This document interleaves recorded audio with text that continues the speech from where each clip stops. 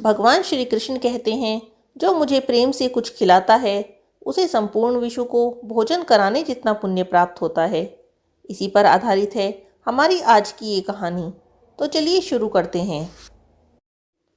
जब भगवान श्री कृष्ण ने सुदामा जी को तीनों लोकों का स्वामी बना दिया तो सुदामा जी की संपत्ति देखकर यमराज से नहीं रहा गया और यमराज भगवान को नियम कानून का पाठ पढ़ाने के लिए अपने बही खाते लेकर द्वारिका पहुंच गए। जाकर भगवान से कहने लगे, अपराध क्षमा करे भगवान, लेकिन सत्य तो यह है कि यमपुरी में अब मेरी कोई आवश्यकता ही नहीं है।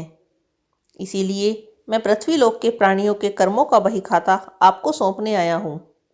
ऐसा कहकर यमराज ने सारे बही खाते भगवान के सामने रख दिए। भगवान मुस्कुराए और बोले, यमराज जी, ऐसी क्या बात है जो इतना चिंतित लग रहे हो? यमराज कहने लगे, प्रभु, आपके क्षमा कर देने से अनेक पापी एक तो यमपुरी आते ही नहीं और आते हैं तो सीधा आपके धाम को चले जाते हैं। फिर आपने अभी अभी सुदामा जी को तीनों लोक दान में दे दिए, सो अब हम कहाँ जाएं?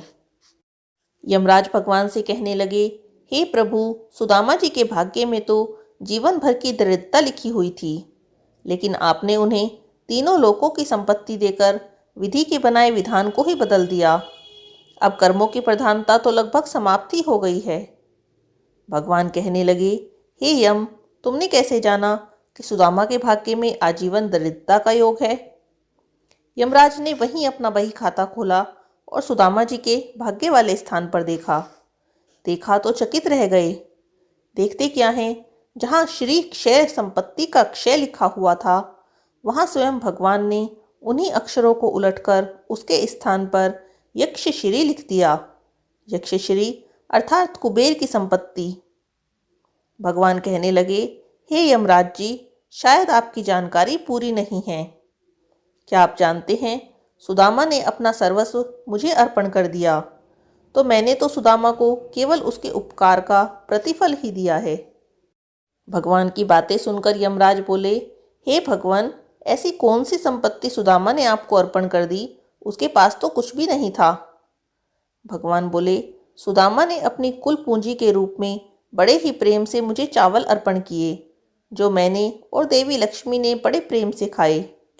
जो कोई मुझे प्रेम से कुछ भी खिलाता है उसे संपूर्ण विश्व को भोजन कराने जितना पुण्य प्राप्त होता है। बस उसी का प्रतिफल सुदामा को मैंने दिया।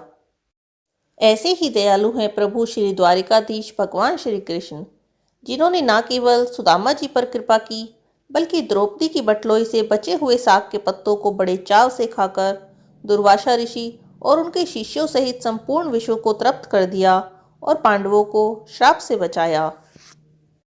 आज की इस वीडियो में बस इतना ही। अगली वीडियो में जल्दी ही फिर मिलेंगे। तब तक जुड़े रहिए happy life with Kanha ji के साथ। हरे कृष्णा, राधे राधे।